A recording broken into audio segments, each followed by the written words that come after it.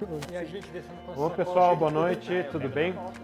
Sejam bem-vindos aí à sede do CPM, mais uma quarta-feira aberta ao público aí, e sempre trazendo assuntos aí inerentes ao montanhismo, à natureza, né, os ambientes que a gente vai, frequenta, convive, procura conservar, né, observa muitas pessoas indo sem muito preparo e sem muita noção, né, de onde está adentrando e a casa de quem que é, afinal de contas. Né? Então, seguindo essa linha aí de respeito à natureza, também a gente teve como sugestão um associado nosso aí, o William Alves, né, para falar sobre os pássaros, né, que nós temos aí na nossa serra. Mesmo a gente ouve, né, o canto deles e muitos de nós, dentro do nosso esporte aí, da caminhada, acaba indo para fotografia, para observação, para astrofotografia, e mesmo para outras modalidades dentro do montanhismo, né? Então a gente tem hoje como convidado, né, topou vir aí fazer a palestra o biólogo Lucas Gusso, né? Ele é aracnólogo também e ele é especializado aí no estudo das aves mesmo, né? E vai trazer para nós também sobre a observação das mesmas, né? Sobre os equipamentos que dá para usar mesmo para fazer os registros, né? E qual que é a incidência de quais espécies que a gente mais tem aí na nossa serra. Então eu vou deixar com o Lucas Gusso aí para fazer a palestra para nós aí. Obrigado. Muito obrigado aí, cara. Valeu.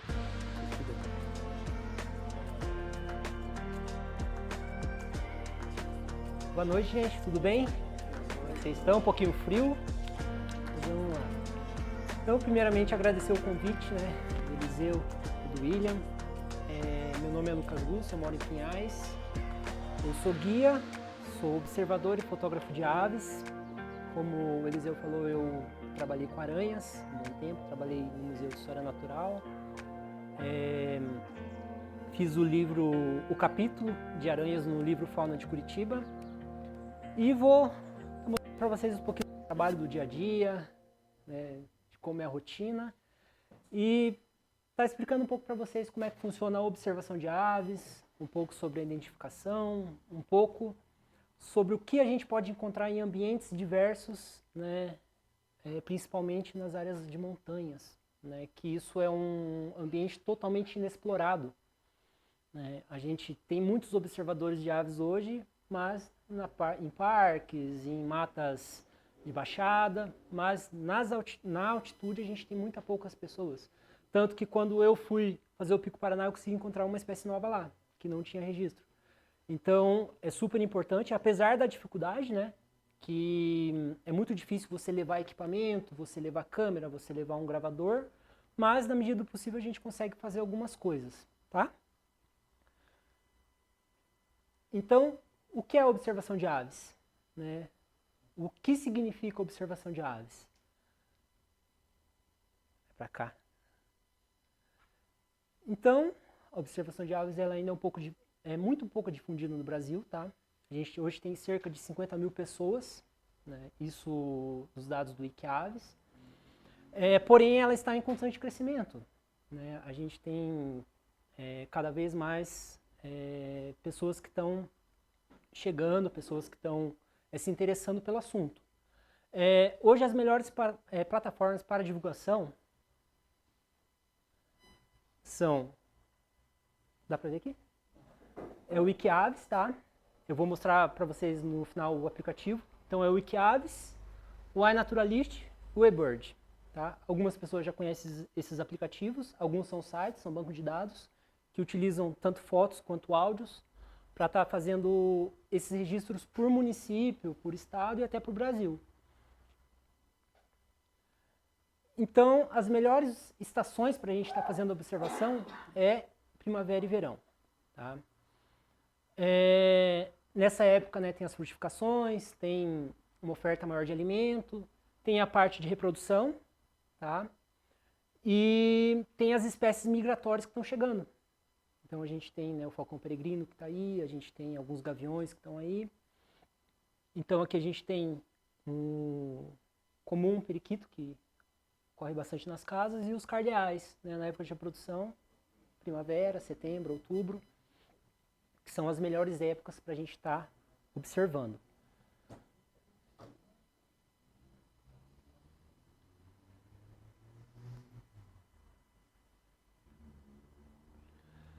Em contrapartida, tá? Algumas espécies são melhores observadas no inverno. Então, hoje, para quem mora em Curitiba, vê que tem bastante papagaio na cidade.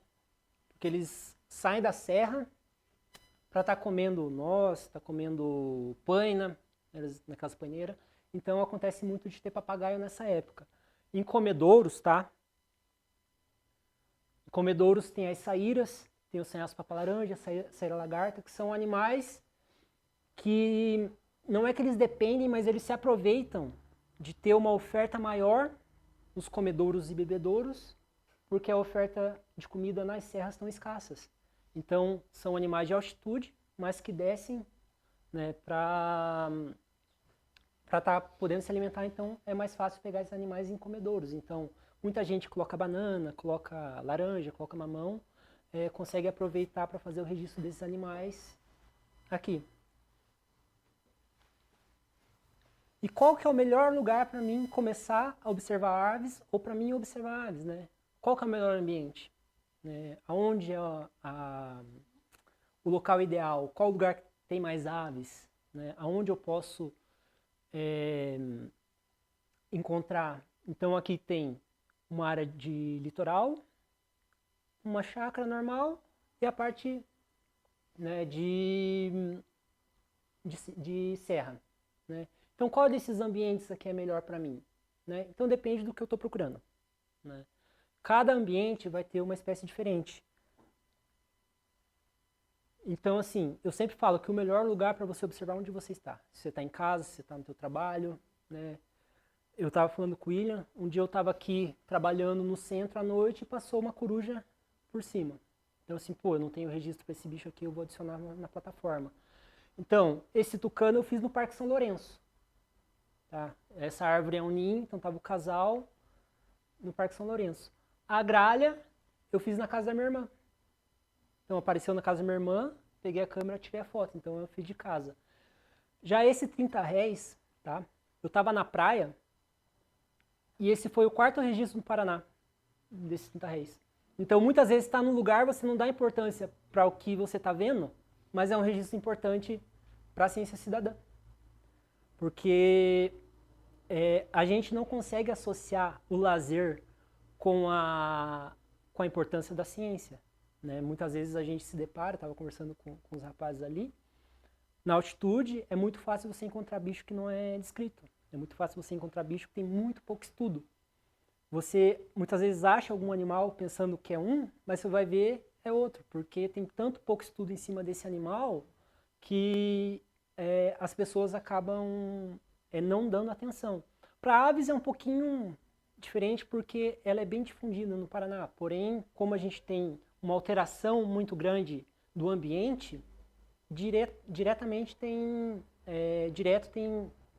aves vindo, ou retornando, ou expandindo o ambiente, que é o caso dos tucanos. Né? Não esse, mas o tucano-toco ele está tendo muito registro no litoral deles, que não é área de ocorrência deles, então eles estão começando a expandir o território. Então, a Mata Atlântica, né, que é onde o Paraná hoje está, tem cerca de 990 espécies de aves, né, sendo 213 endêmicas da Mata Atlântica. Né. Essas 213, mais de 90% é considerada ameaçada de extinção. Primeiramente por perda de habitat, né, caça predatória, né, que é gaiola, e predação por gatos, por cachorro, que também influenciam diretamente na queda de população. Né? Então, a Mata Atlântica tem 5 tipos de formações. A umbrófila densa, né, que é a parte da planície litorânea. A umbrófila mista, que é o que a gente está. Tá? mata de araucária, mata de altitude.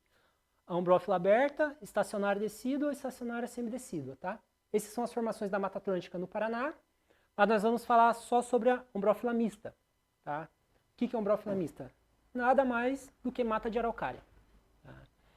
Então, como todo mundo sabe, a araucária é símbolo do Paraná, tendo como espécie símbolo a gralha azul.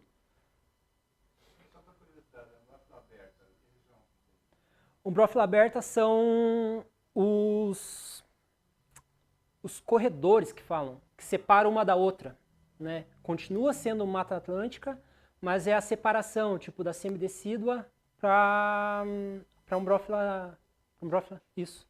Tipo assim, essa separação, onde tem corredores que tem espécies que ocorrem nessa, que são associadas a esse tipo de local, entendeu? Mais para baixo, isso. A semidecídua, a semidecídua é a que faz a parte. Isso, no Paraná a decídua não tem. A decídua é, como você disse, é mais para baixo lá. Daí a de campo aberto é esses corredores, né? Esses... na verdade, isso daí não tem muito aberto. Eu sempre ouvi como corredor. Daí eu fui pesquisar, usam esse termo também. Mas é os corredores daí. Tá? Que são corredores naturais, que ele não é floresta, ele não foi floresta, entendeu? Então, algumas espécies de aves que são associadas à mata de umbrófila mista. Tá? Então, a gente tem o arredio oliváceo, que ele só ocorre do litoral para cima, da planície para cima. A gente tem o gavião do sobre branco, que é um gavião extremamente raro, que ele tem registro para Curitiba, mas, por exemplo, a gente não sabe nem a nidificação deles. Nem o tipo de ninho, nem como é ovo, nem como é filhote, porque não tem estudo sobre ele. E ele ocorre nessa região do primeiro planalto, descendo o segundo planalto, e não ocorre na planície e nem lá pro lado de Foz do Iguaçu. Só nessa região, pegando a parte de São Paulo, Minas Gerais, Santa Catarina. E o topete, beija-flor de topete azul. Esse é mais comum, mas não é associado também a outros tipos de umbrófilas, né? Só umbrófila mista. Então, dentro dessa formação, tá? Vamos chamar de mata de altitude, tem diversos ambientes, né? Não é apenas um ambiente que eu estou falando. Né? Então, eu falo sobre floresta de altitude, que é a parte de montanhosas. Então, Curitiba Curitiba está a cerca de 935, 940 metros acima do nível do mar. Então, aqui já é considerada mata de altitude. Né? Então, a gente tem as matas de baixada, várzeas e banhados. Então, se a gente pega a região de Pinhais, né, seguindo São José, Náutico, ali é tudo banhado e várzea. O que acontece? As pessoas ignoram esse ambiente, faz tudo casa, aterram tudo, enchente a rodo, porque como é áreas mais baixas, então é muito pouco as áreas que tem preservado de várzeas e banhados. Né? A gente tem a área da APA, que é a nascente do Iguaçu lá em Piraquara e Pinhais, que preserva bem, a gente tem espécies que foram descritas lá até. Os campos naturais, tá? Campos naturais são locais diferentes, porque geralmente é virado em lavoura, né? Virado em agro. Você hoje tem muita pouca região de campo natural. Né? Você hoje encontra muita pouca região que está preservada, porque a vegetação é capim. E as pessoas falam assim, o que o capim vai trazer para a gente? Né? Então a gente tem nesses campos naturais espécies que ocorrem lá, mas que não são valorizadas. Então hoje a gente tem, talvez é o lugar com menor porcentagem no estado onde a gente tem, são os campos naturais. O ambiente aquático, né, que isso são rios, lagoas, nos parques, e o ambiente antropizado. Né? O ambiente antropizado é tudo que o homem toca, tudo que o homem colocou a mão. Então, com os tipos de vegetação, solo, áreas abertas, áreas mais úmidas, né, ventilação mais alta, ventilação mais baixa, tudo isso influencia para as espécies que a gente vai encontrar.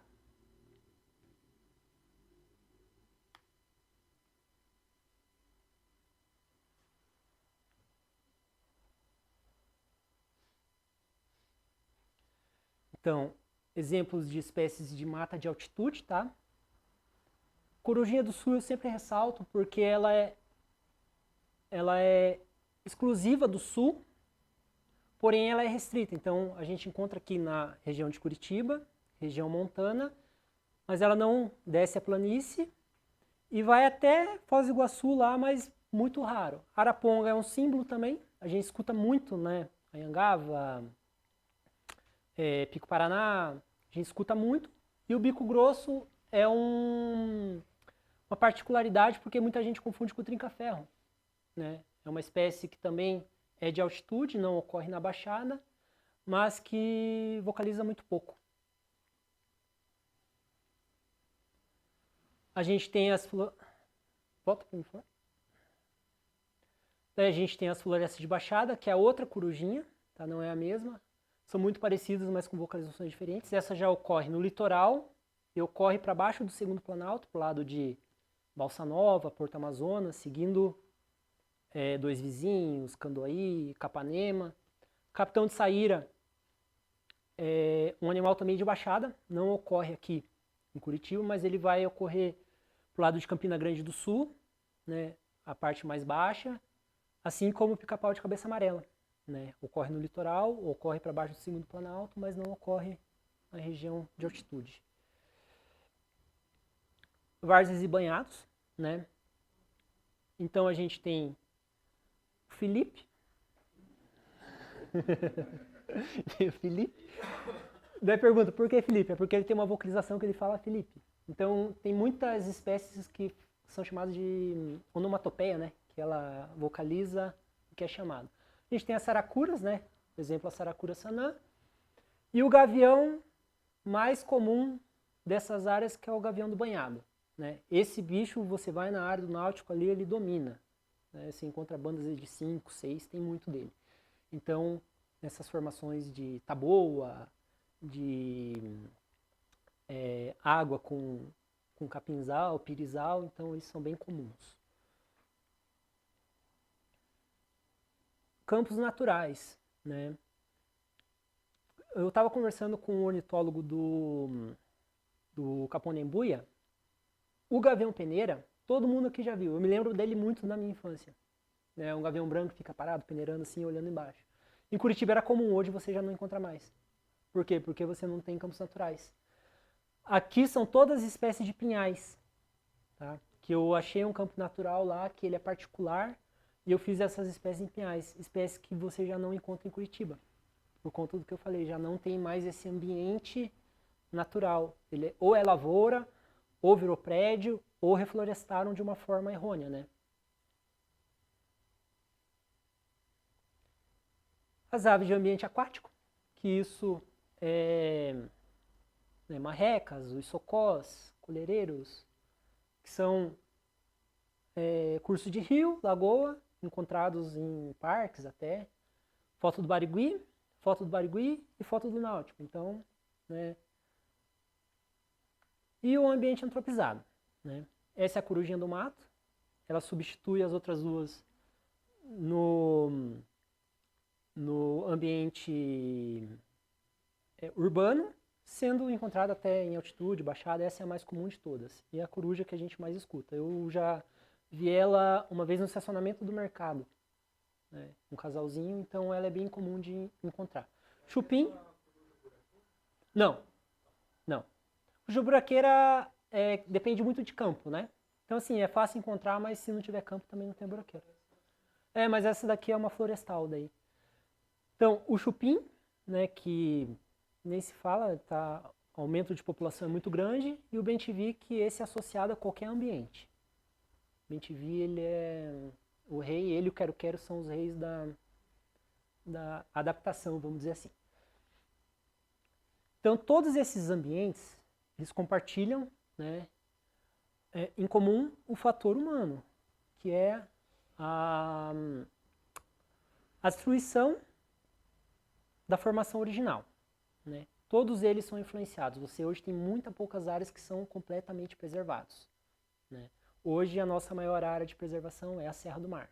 E mesmo assim você ainda encontra áreas que são desmatadas, né? Áreas que tomadas por pinos ou por eucaliptos, isso é normal. Mas hoje, no Paraná, a maior área de preservação está tanto na Serra do Mar quanto no Parque do Iguaçu, né? Mas, mesmo assim, ainda há uma degradação.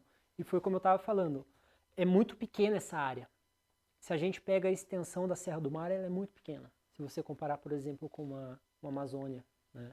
Ela é bem menor. Então, em lugares menos alterados, tem mais chances de a gente encontrar espécies mais difíceis, né? Então, vamos partir para observação nas montanhas, que é o foco nosso aqui. Por quê? Porque, como eu estava falando, a observação em montanhas ela é muito pouco difundida. Primeiro, pela dificuldade.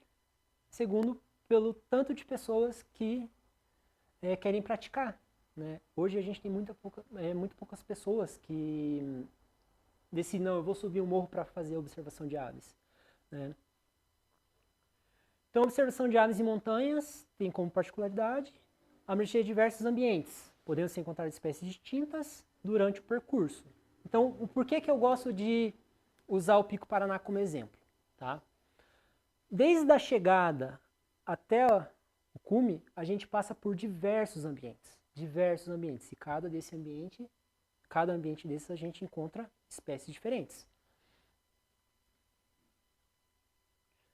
Então, a principal associação de árvore e ave é o grimpeiro. Vocês sabem quem é o grimpeiro? O grimpeiro é a ave símbolo de Curitiba. Tá? Ele é associado 100% à araucária. Ele come na araucária, ele nidifica na araucária, ele dorme na araucária. Você encontra ele em outras árvores? Encontra. Né?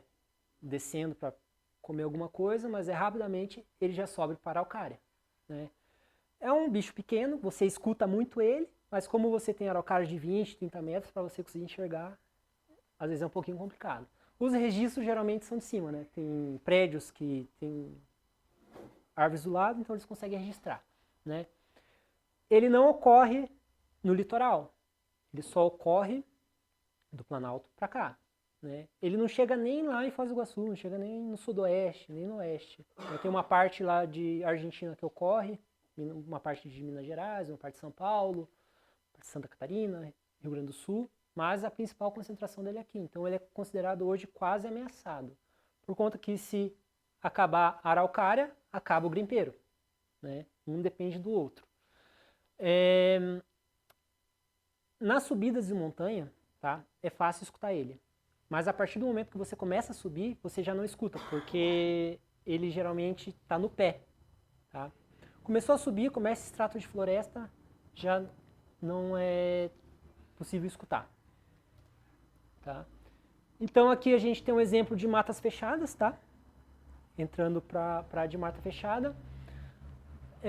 Não sei se vocês vão conseguir ver. Então aqui, tá? Aqui é o solo, né? Está escrito folhado, né? O forrageamento. Então existem espécies que ocorrem nesse lugar. Geralmente são os titãmídeos, que a gente chama, iambus, macuco, uru, né? Animais que vêm no solo. Aqui é o subbosque. Né? Subbosque são as espécies mais estudadas, as espécies mais vistas e as espécies que a gente mais encontra, porque são as mais ouvidas, né? As de mais facilidade. Aqui é o dossel. Tá? O dossel, popularmente falando, é as copas, né? O alto. Então, se é uma espécie muito pequena, a gente é mais fácil escutar do que ver. E lá em cima, chamado de árvores emergentes, que são aquelas árvores que passam, né, que estão localizadas no topo. Geralmente a gente não consegue ver de baixo, mas que também podem ter espécies lá. Então elas estão classificadas aqui, tá? Solo, subbosque, dossel e árvores emergentes. Então, exemplos de aves encontradas no solo, tá? Papa-taoca do sul e papa-formiga de grota. Só pelo nome você já imagina, a principal alimentação deles são formigas. Então é fácil encontrar esses animais em correição, por exemplo, né? Vocalizando, comendo. Então, tipo de animal que a gente encontra no solo.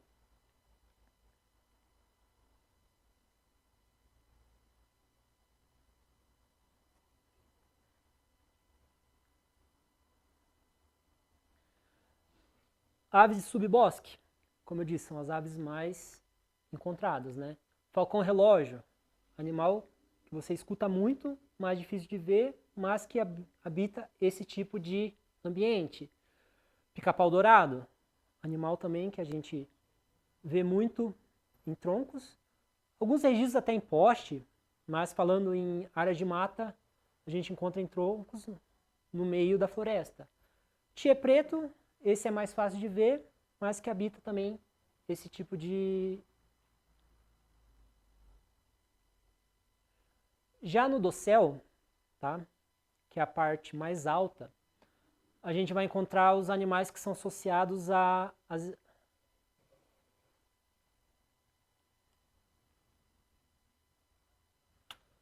gente vai encontrar as aves que são mais associadas às epífitas, tá? Que eu estava conversando com o pessoal.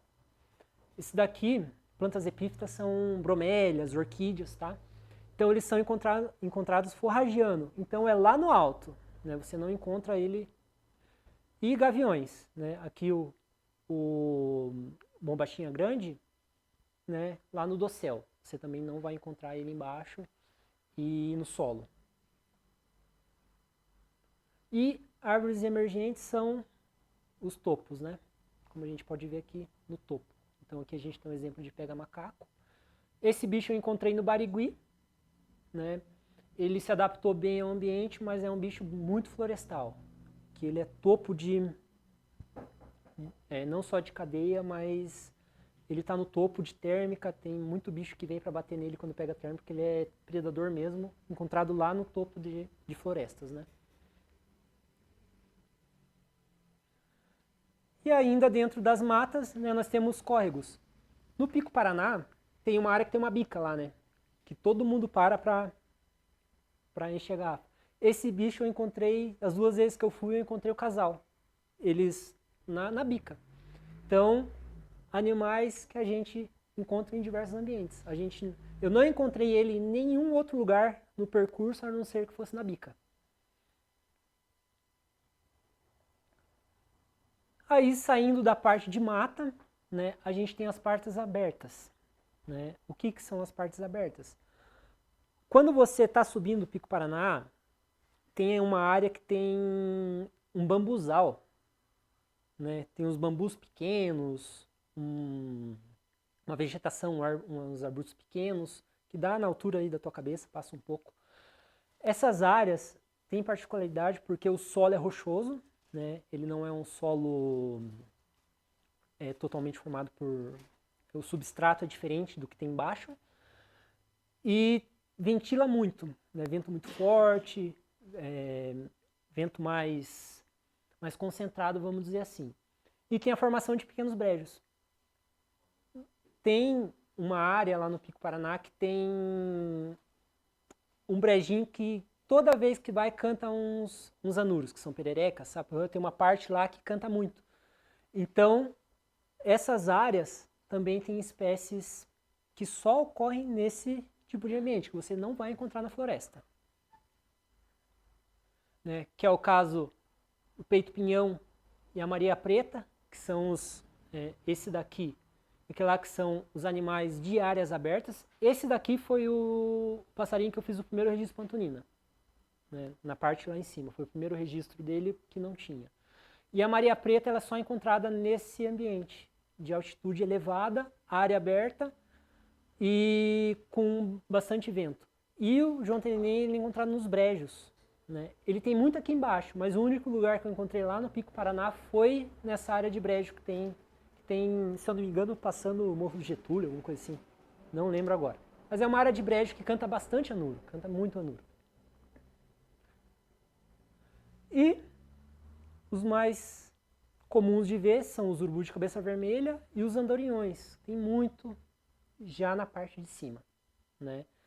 É chamado de taperuçu, andorinhão preto.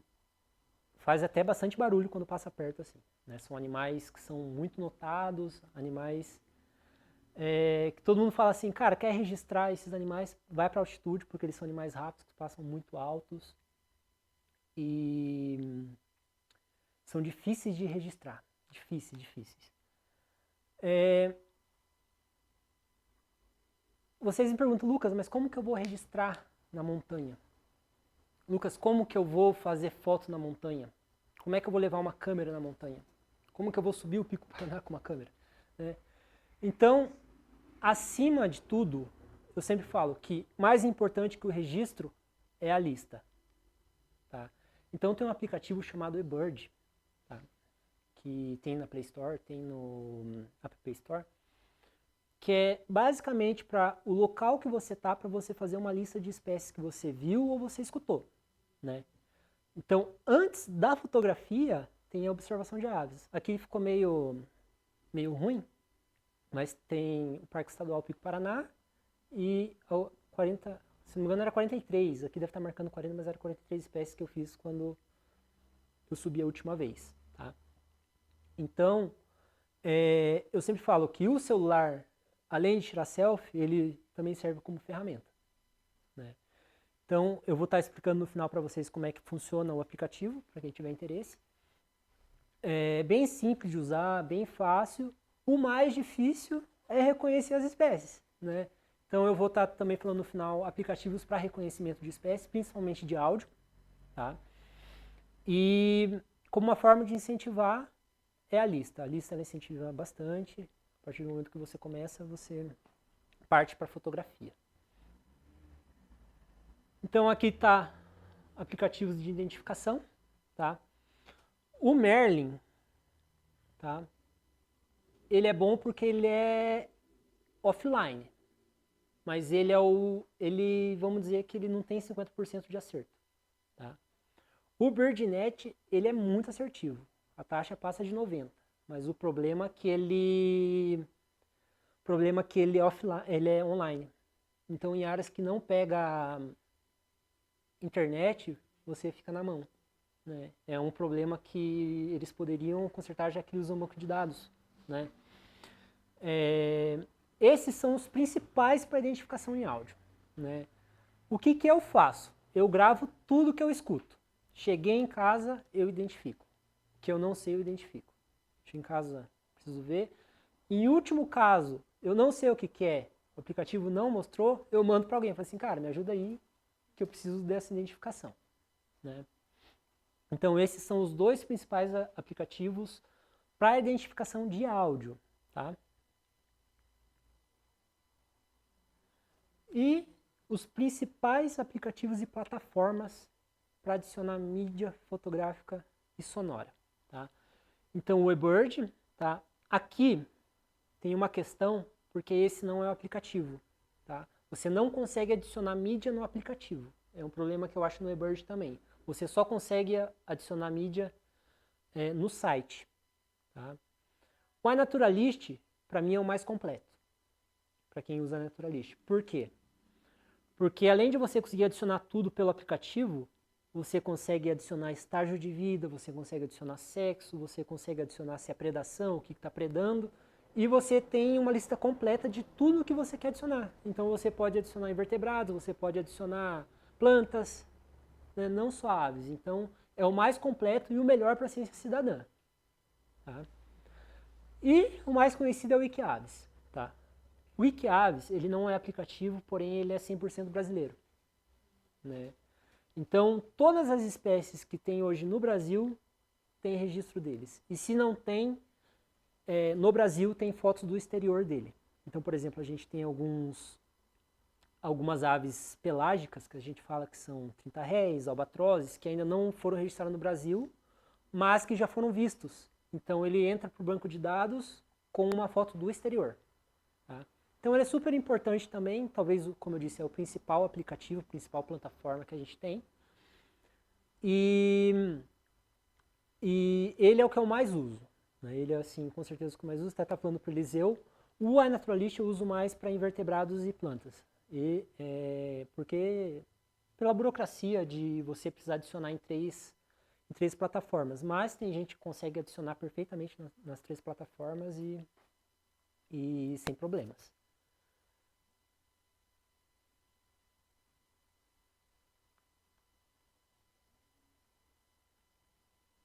Pode voltar? Gente, a gente vai entrar agora numa questão um pouco mais um pouco mais técnica, tá? Para observação de aves. Em altitude, tá? O binóculo. Mas não é essencial, porque um binóculo é caro. Eu mesmo não tenho um. Mas tem gente que, para algumas pessoas, é indispensável, né? Principalmente animais em térmicas, animais altos, ou se você está numa região baixa e tem um animal alto em morro, você quer visualizar aquele animal, só é possível com o binóculo, tá? O gravador de áudio, muitas pessoas usam, só que eu sempre aconselho, usa teu celular. Usa o celular que funciona igual, é uma coisa a menos para você carregar, é uma coisa a menos que você pode perder, né? E tem a funcionalidade igual do gravador. Você, obviamente, que tem uma qualidade menor, né? Você tem algumas funções a menos, mas você consegue utilizar igual. Todos os áudios que eu posto são todos no celular, né? São bem identificáveis. Então, se é um problema comprar um gravador, eu falo, cara, usa o celular que você não tem esse problema, você consegue registrar os áudios da mesma forma. E a câmera fotográfica, né? Câmera fotográfica é para quem gosta, né? Por exemplo, a gente tem o caso dos estadunidenses que eles praticamente não usam câmera. A observação de aves deles são listas. Como eu mostrei o aplicativo do eBird, alguns fazem até no papel, anotando, né? Pega um papel, anota tal espécie, escutei. Então, eu falo que a minha maior aprendizagem dentro da observação, eu estava com um amigo do museu e a gente foi do local que ele estava para o refeitório, ele pegou o papelzinho, ó, tô escutando tal coisa, ele foi conversando comigo, que ele escutava e ele anotava. Chegou lá, ele parou, na volta ele fez a mesma coisa. Então, a partir daquele dia eu falei assim, cara, se eu for na rua, eu vou fazer isso. Que seja um bem-te-vi, que seja um João de Barro, que seja um canário, eu faço isso. A câmera fotográfica, né, ela vem acompanhada porque você já está envolvido. Então, o meu caso foi assim, eu já estava envolvido tanto com a observação que eu falei assim, bom, apareceu uma oportunidade, então eu vou começar a tirar foto. Então, uma coisa puxa a outra, né? Para quem registra aranhas, para quem registra nuros, para quem registra primatas, é a mesma linha, né? A gente primeiro começa com a observação, depois a gente vai para a fotografia. Tem gente que fala assim, cara, eu quero ficar na observação e pronto. Tá tudo bem, né? Como disse, o eBird é o maior hoje do mundo, né, em questão de listas. O mundo inteiro faz listas, o mundo inteiro compartilha listas. E você tem dados de pessoas lá da Austrália, você tem dados de pessoas do Japão, né, com listas recentes. Você consegue selecionar o local que você quer. Ah, eu quero um hotspot do Jardim Botânico. Você consegue ver as últimas listas que foram feitas no local, você consegue ver as pessoas que estiveram, as espécies que foram observadas. Então eu sempre falo que a câmera fotográfica ela não é mais importante, né? Ela não é o principal acessório para a observação de aves, mas ela é o que complementa. Muitas vezes eu consegui identificar uma espécie quando eu consegui registrar, né? Além do sonoro, mas quando eu consegui registrar. Então, a gente, eu sempre falo que, além de uma foto boa, sempre tem que ter a ética com o animal. Não adianta eu ter uma foto boa se eu não tenho uma ética com o animal. A gente usa, tá? Algumas pessoas usam a caixinha para atrair, né? Coloca o celular, atrai pelo canto, né, de uma forma. Só que tem pessoas que usam isso de uma forma negativa, seja para prender em gaiola, ou seja, para querer uma foto, né, ideal, uma posição ideal, um jeito ideal. Então, às vezes, fica 2, 3 horas estressando o animal. Então, acontece. E, infelizmente, a gente lida com pessoas assim, nesse meio. Porque eu tenho o meu Instagram, que eu publico minhas fotos, mas tem muita foto que fala, cara, deixo quieto e pronto. Mas tem animais que colaboram um pouco mais. Né? Tem animais que são um pouco mais fáceis de registrar e outros que são mais difíceis. Eu e o William, a gente levou baile de animal já em 4 barras que a gente falou, cara, deixa esse bicho aí, numa próxima a gente faz. Né? Meia hora, 20 minutos, fala, não quer vir? Isso falando num tempo grande. Né? Geralmente 5 minutos o animal já não deu muita bola, a gente já deixa ele ir e tá tudo bem, né? Agora tem gente que não entende assim. Então a câmera fotográfica, eu falo que é mais para o registro pessoal do que para mostrar para os outros. Mas tem gente que, infelizmente... Então, antes de uma foto boa, a ética com o animal sempre em primeiro lugar. Seja qualquer ambiente, né? Estava conversando com os rapazes ali. Serviço em montanha, né? Espécies determinadas de plantas. Por que que a gente não compartilha? Porque no outro dia tem gente indo lá fazendo sacanagem. Então, com aves, mesma coisa. Encontrei uma ave rara. Eu não compartilho o local, porque no outro dia vai ter gente fazendo sacanagem com a ave.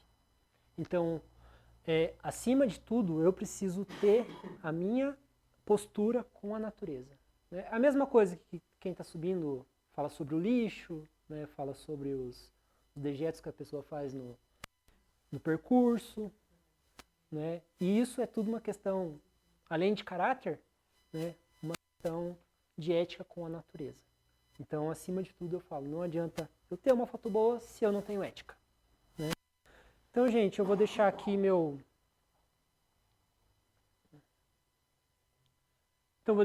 Instagram e meu WhatsApp para quem quiser conversar um pouco comigo. Quem quiser ter alguma dúvida, vou deixar aberto para perguntas, para quem tiver alguma pergunta para fazer. Agradecer a todos que estiveram aqui. Foi um pouco breve, mas espero ter conseguido passar um pouco para vocês, tá? Se alguém quiser perguntar alguma coisa, vamos usar um tempinho.